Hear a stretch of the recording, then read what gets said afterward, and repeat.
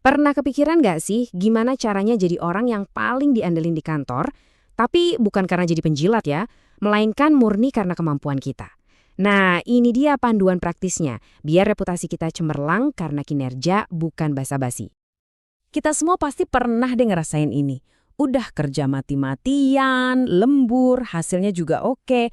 Tapi kok rasanya kayak nggak dianggap ya? Apresiasinya gitu-gitu aja. Nah, kalau Anda lagi di fase ini pas banget. Justru perasaan inilah yang jadi titik awal kita buat mengubah strategi. Oke, kita mulai dari aturan main nomor 1, fondasi dari semuanya, kinerja yang nggak bisa diganggu-gugat. Sebelum kita ngomongin soal komunikasi cerdas atau strategi lihai, hasil kerja Anda itu harus jadi yang paling berisik. Anggap aja nih tiket masuknya. Tanpa kinerja yang solid, sisanya itu ya percuma. Terus gimana cara bangun fondasi yang kokoh ini? Ada dua pilar utamanya.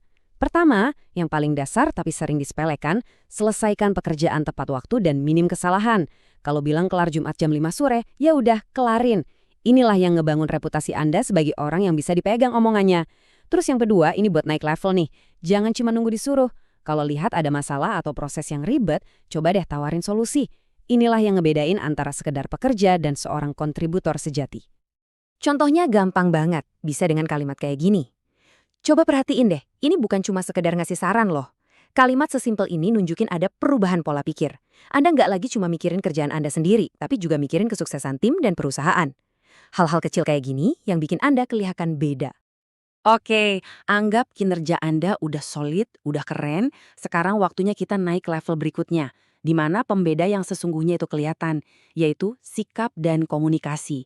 Soalnya banyak orang yang kerjanya jago, tapi sedikit banget yang bisa menggabungkannya dengan sikap profesional yang bikin orang lain percaya dan nyaman kerja bareng. Nah, coba lihat perbandingan di sini. Ini dua dunia yang berbeda banget. Di satu sisi, ada karyawan pasif yang baru ngomong kalau masalahnya udah meledak. Panik kan? Di sisi lain, ada karyawan andalan. Mereka tuh nggak takut ngasih kabar yang kurang enak dari awal. Dengan ngasih update progres dan ngasih tahu kendala sejak dini, Anda sebenarnya ngasih hadiah paling berharga buat atasan. Waktu. Waktu buat mikir, buat cari solusi bareng, bukan buat nyari siapa yang salah. Ini adalah pola pikir yang benar-benar bisa mengubah karir Anda.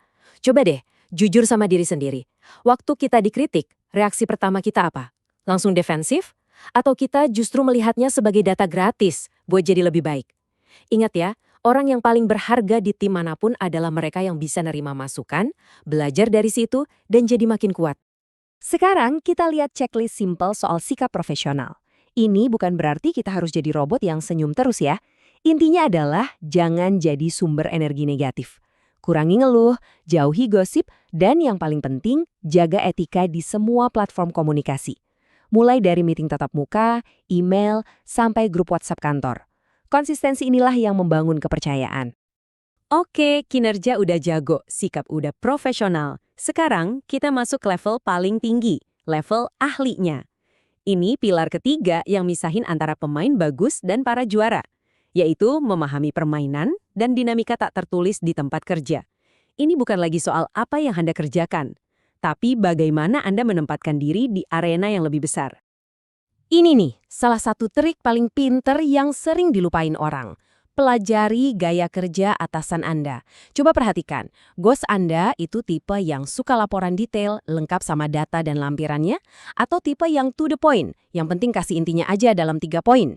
Menyesuaikan cara kita melapor itu bukan menjilat, tapi itu namanya komunikasi cerdas. Ini bikin hidup Anda dan atasan Anda jadi jauh lebih gampang.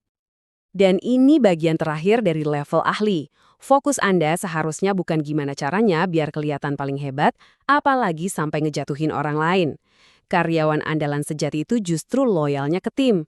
Mereka proaktif ngebantuin rekan kerja yang lagi susah, karena mereka sadar betul kalau timnya menang, ya mereka juga menang. Kita udah bahas 3 pilar utamanya, tapi kan yang paling penting bukan cuma tahu teorinya, pertanyaan besarnya adalah gimana cara mengubah semua ini jadi aksi nyata sehari-hari di kantor.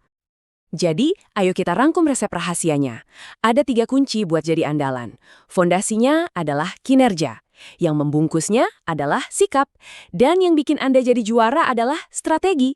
Ingat-ingat ya, kinerja, sikap, dan strategi. Itu formula lengkapnya. Jadi, setelah dengerin semua ini, pertanyaannya bukan lagi apa yang harus dilakukan, tapi apa yang akan Anda lakukan. Coba deh pilih satu aja, satu kebiasaan kecil. Mungkin mulai besok mau coba kasih update proaktif ke atasan, atau mungkin mau coba lebih tenang kalau dikasih kritik. Satu kebiasaan kecil yang Anda mulai besok bisa jadi awal dari perubahan besar dalam karir Anda.